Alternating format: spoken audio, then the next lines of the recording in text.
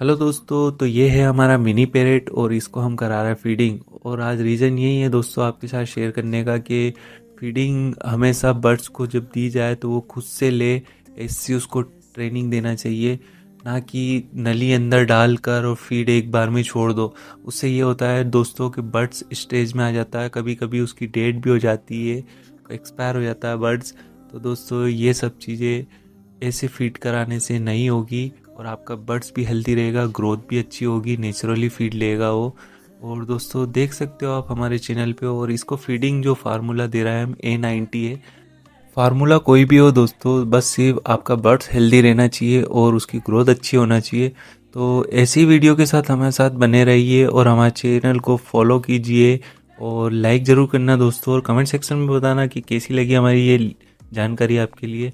तो आज के लिए दोस्तों इतना ही, बाय बाय।